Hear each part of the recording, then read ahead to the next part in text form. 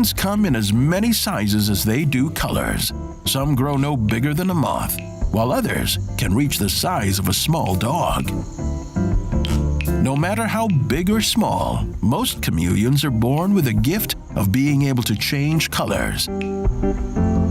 Sometimes, as they move from one habitat to another, they gradually change color to match their background, making them hard to see, or maybe they're just keeping with the local fashion trends.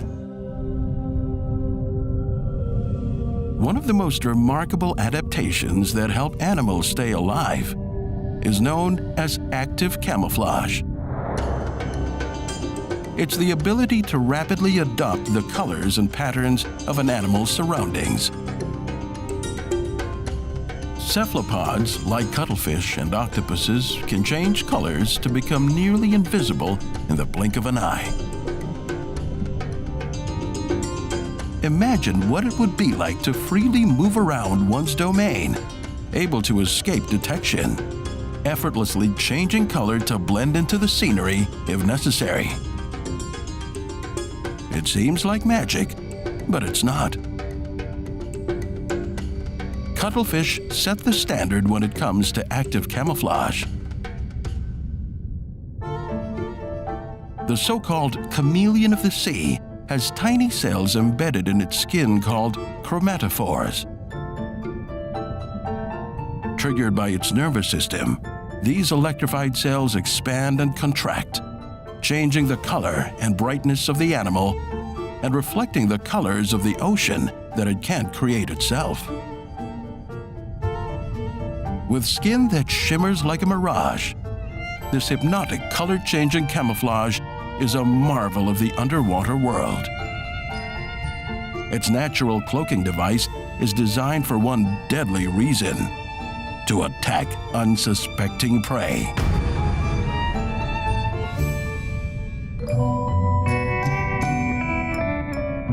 Buried in the sandy bays and mud lagoons between the islands of Indonesia, a tiny pair of eyes peeks out, watching and waiting. This is a coconut octopus. It's no bigger than an index finger.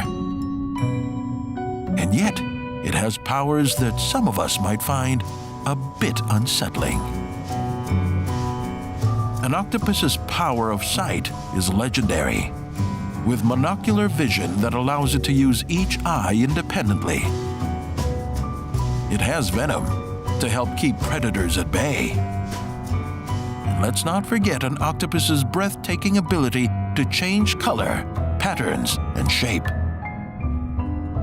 Beautiful to watch, and also a handy disguise.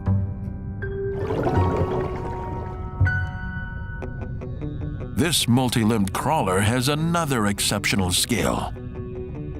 It's what gives the coconut octopus its name.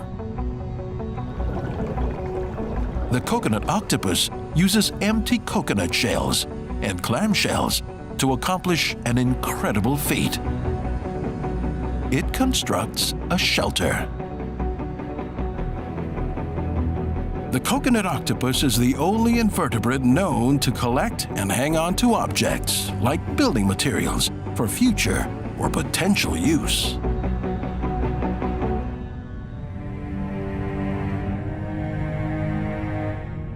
Indeed, there's a method to this madness. The size of this octopus makes it an easy meal for sharks, dolphins, and seals. Its venom can't dissuade such big predators.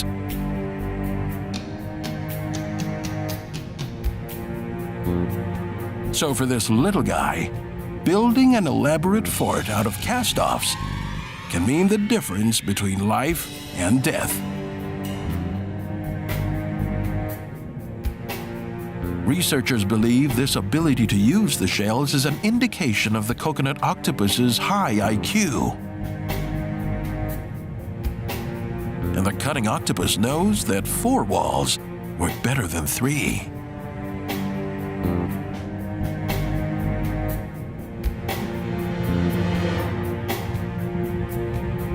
This is possibly even a type of tool use. a sure sign of an animal's cognitive powers.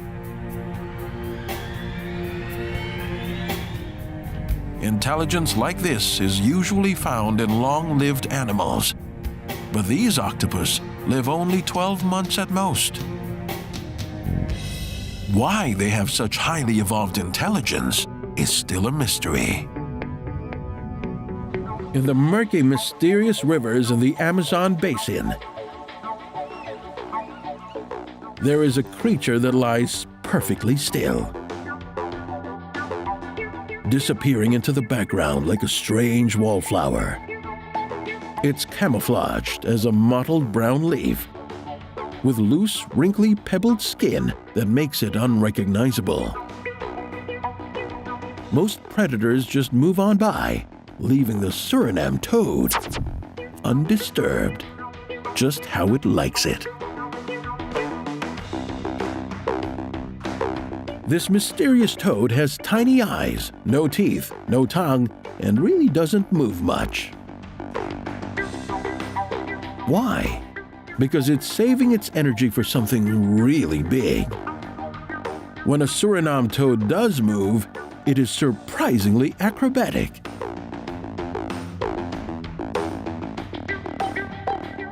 And at the tip of its forefingers are star-shaped sensory organs, which help find food, because the toad's puny eyes don't help much. These sensory organs detect movement and help the Surinam toad pounce when something catches its attention. Maybe because of those tiny eyes, though, their accuracy can be a little off. The tawny frogmouth may be one of nature's best examples when it comes to avoiding detection. This large-headed bird, often confused with an owl, lives in eucalyptus and acacia forests across Australia and parts of Papua New Guinea. It's famous for exhibiting a behavior called stumping. Its preferred perch makes it indistinguishable from a tree stump. The frogmouth is nocturnal. During the day, it rests on low-hanging tree branches, hoping not to be seen. But not any old branch will do. The frogmouth prefers one that is rotten or broken. The damaged branch means the frogmouth can sit on the stump, angling its body and beak to follow the natural form of the tree. By extending its body, the frogmouth is mimicking the branch. From there, it lets its perfectly evolved plumage do the work. Its mottled brown and gray feathers resemble tree bark, both in appearance and the patterns they create on its body. And the contrast of colors on its back, breast, and face breaks the outline of its body against the bird's chosen background. The frogmouth narrows its eyes to complete the disappearing act. The frogmouth, so named because of its enormous gaping mouth, will often stay completely still until dusk, when it forages for food. Despite being a weak flyer, it has excellent eyesight and hearing, and hunts insects while on the wing. It can latch onto its prey with its powerful claws. The frogmouth also has tufts of stiff feathers called rictal bristles at the base of its beak. The bristles complete the frogmouth's camouflage by helping to obscure its mouth. It's thought that these bristles also help direct prey away from its eyes and toward its gaping mouth. Through impressive camouflage and its ability to sit still for hours on end, the frogmouth transforms itself into a living branch. Its entire body and defining features are an extension of the tree it lives in. Such is the power of disruptive coloration. The saying goes, "You are what you eat." And this insect truly takes that to heart.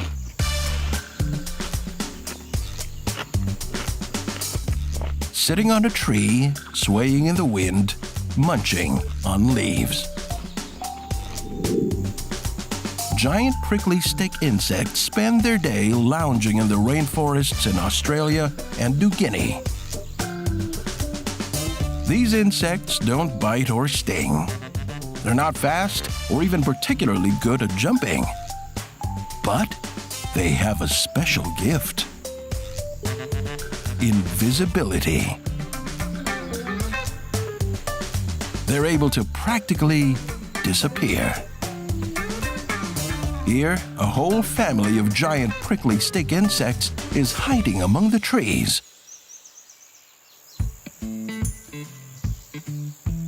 The true giant of this family is the female. She can be up to 8 inches long. Her wings, tiny by comparison, are unusable. Oh yes, she's prickly to the touch too, covered in defensive spines. If she needs to put up a fight, she can curl her tail and make herself look like a scorpion. She doesn't have a stinger, but she does have a wicked perfume. When threatened, a female can shoot out a distinctive scent. Predators find it repulsive, but to humans, it smells like peanut butter or toffee. This tiny stick insect nymph will likely grow up to be just like her mother. Identical, in fact. If there are no males around to mate with, the adult female can create clones of herself, laying eggs that hatch 9 months later into more females, just like Mom. The male giant prickly stick insect isn't quite so giant. He weighs about half as much as his mate. He's not only smaller and thinner than a female, but he also lacks her tiny protective spines. But what he does have are wings that can carry him. Males are excellent flyers. Rounding out the family is this baby stick insect. It's only a few days old, and already it's gone through some big changes. When it was fresh out of the egg, it was well camouflaged, though not masquerading as a stick, but as an ant. Ants are notoriously unpalatable to other insects, so a newly hatched giant prickly insect can take refuge in its disguise. Eventually, it'll grow a face like this. A face that only a giant prickly stick insect mother could love. It may not be charming to us, but it's perfectly suited to its herbivore lifestyle. These insects use the finger-like appendages on their faces to hold and tear small pieces of foliage, preferably eucalyptus leaves. That's where these strange giants prefer to spend their time, hidden among the leaves, swaying without a care in the world. Hidden beneath this black volcanic sand lives a frightening-looking fish. This bug-eyed, toothy menace resembling a human skull is called a stargazer. More than a few divers have been flustered by its gruesome teeth and skull-like face.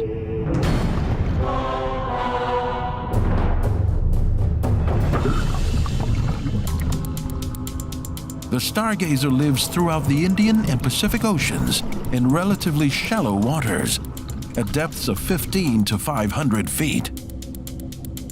It hunts at night in the murky sediment that the locals call the muck. The dense, swirling waters are home to some of the world's most bizarre aquatic predators: demon stingers, lionfish, stonefish. The list of predators stalking these nutrient-rich hunting grounds is long. Stargazers are part of a family of fish called perciforms. the largest and most diverse group of modern bony fishes. And while the name stargazer conjures images of dreamy nights spent staring skyward, this fish has more in common with a grim reaper. This one is a white margin stargazer. It has a specialized organ behind its eyes that can produce an electric shock. It's like a 50-volt taser. Not enough to hurt a human, but more than enough to stun and incapacitate prey.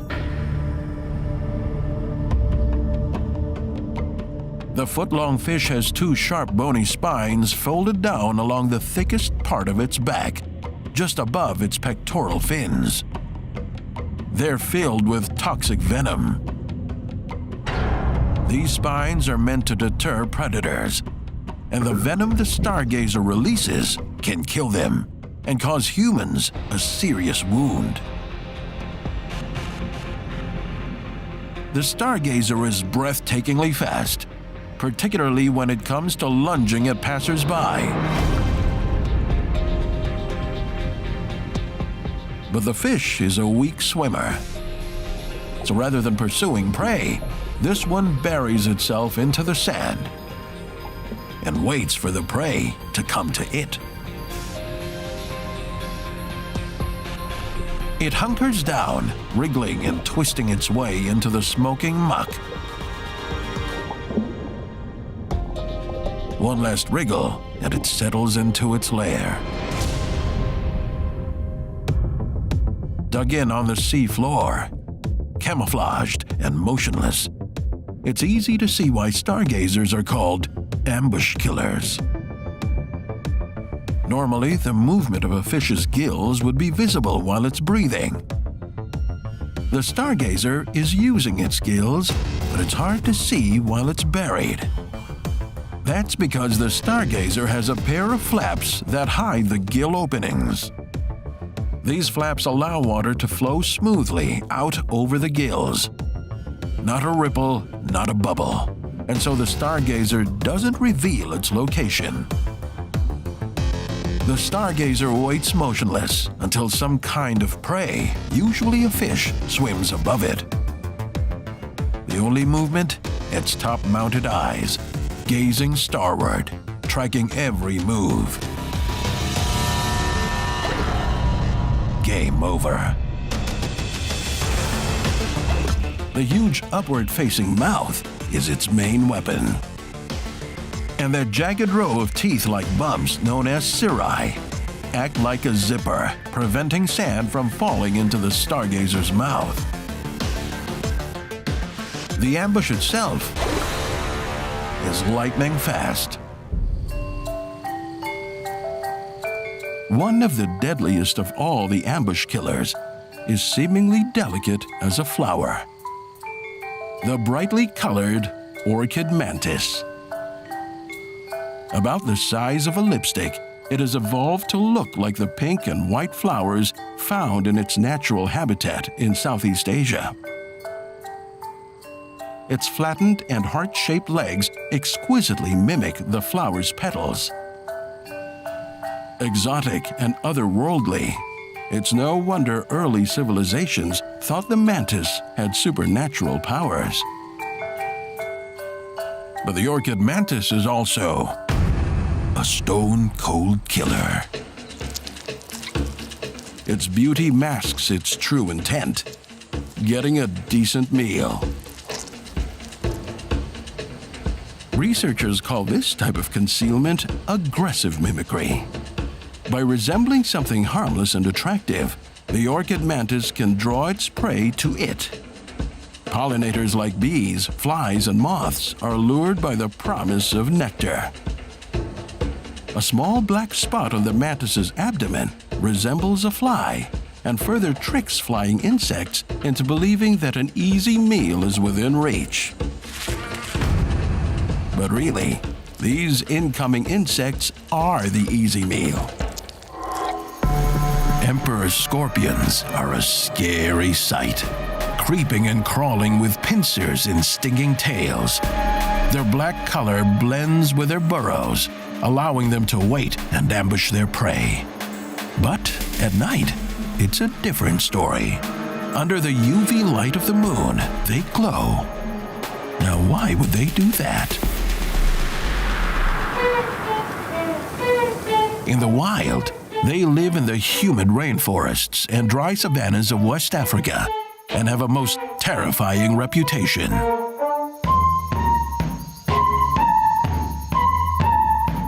Measuring up to 8 inches, the emperor scorpion is one of the largest scorpions in the world.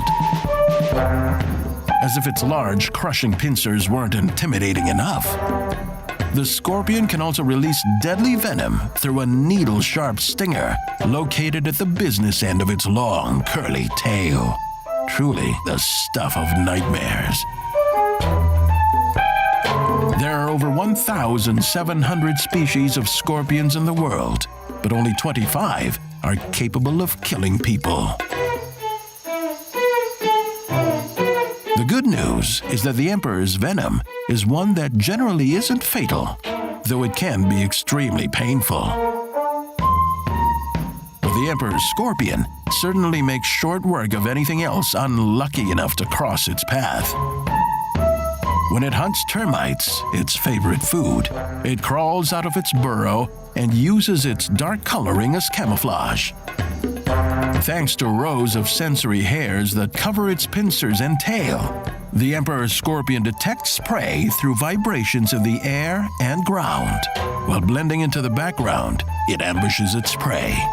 Then, using its massive pincers, proceeds to rip the victim's body to shreds. Not a pretty sight, but it only gets worse. Since it's unable to consume food in a solid state, the emperor's scorpion uses its stinger to inject neurotoxins and enzyme inhibitors that literally turns its victim into a liquid lunch. The ultimate termite smoothie. Scooting along the ocean floor is a master of disguise.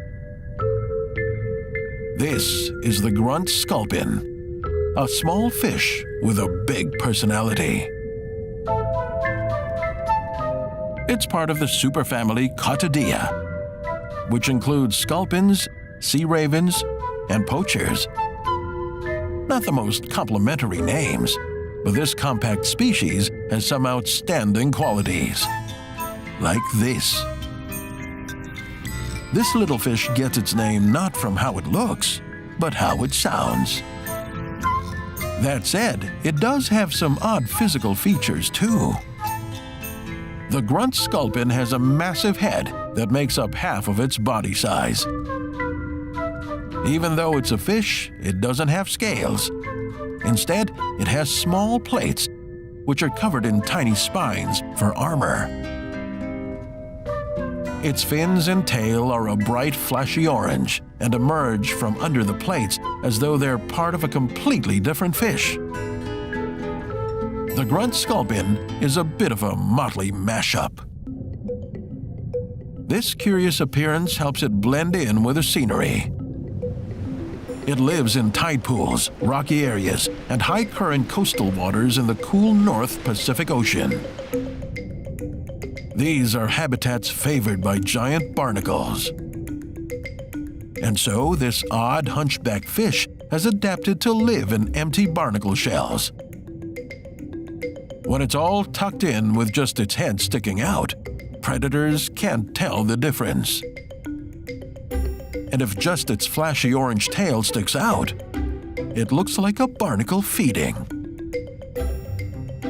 If barnacle shells aren't available, the grunt sculpin will just as happily use bottles, cans, and other ocean floor debris to hide away. It prefers to stay out of sight, because racing away from predators is barely an option. The grunt sculpin's movements are awkward at best. It doesn't quite swim, but instead scuttles across the ocean floor on the tips of its finger-like fins, twitching, hopping, and strutting over rocks. Awkward and lurching, maybe, but this fish can cop an attitude. The grunt sculpin is territorial and aggressive. One of the ways it communicates is the grunt. Researchers believe it's a territorial call. The female is the true bully of this species, especially at mating time. The female chases a male into a barnacle shell, trapping him in there while she lays her eggs. Then he has no choice but to fertilize them. With a devil-may-care attitude, she saunters off, leaving him to guard the nest. This sassy fish is a carnivore that feasts on tiny crustaceans, plankton, and larvae on the seafloor. Its long bill-like snout has thick lips and tiny teeth, perfect for getting into all the nooks and crannies in its habitat. And that's ideal for a tiny sea creature that will only ever grow to be about 3 inches long. There aren't any other fish quite like the grunt sculpin. As the only member of the fish family Rhamphocottidae, this strange-looking fish is truly one of a kind. Everyone knows the chameleon can change colors, but it's why they do it that everyone keeps getting wrong. These strange creatures have secrets in their skin, eyes that pivot in all directions, and the fastest tongues around. Decked out in vivid greens, electric blues, sunburst orange, and a full rainbow of colors and hues, chameleons are one of nature's true fashion plates. It's as if they were designed for the great runways of Milan and Paris.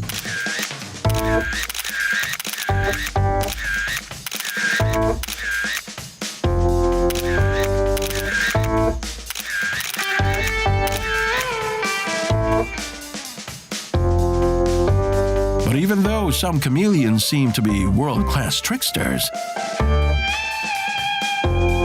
incredible escape artists with uncanny ability to hide in plain sight, they are actually trying to be seen more.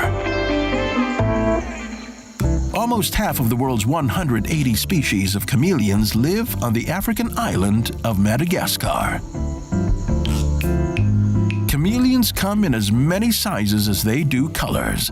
Some grow no bigger than a moth, while others can reach the size of a small dog. No matter how big or small, most chameleons are born with a gift of being able to change colors.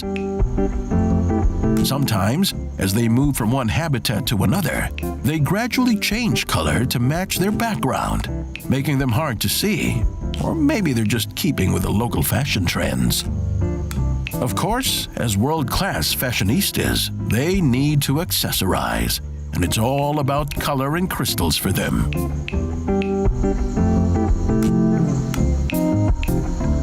Chameleons are born with special microscopic crystals under their skin.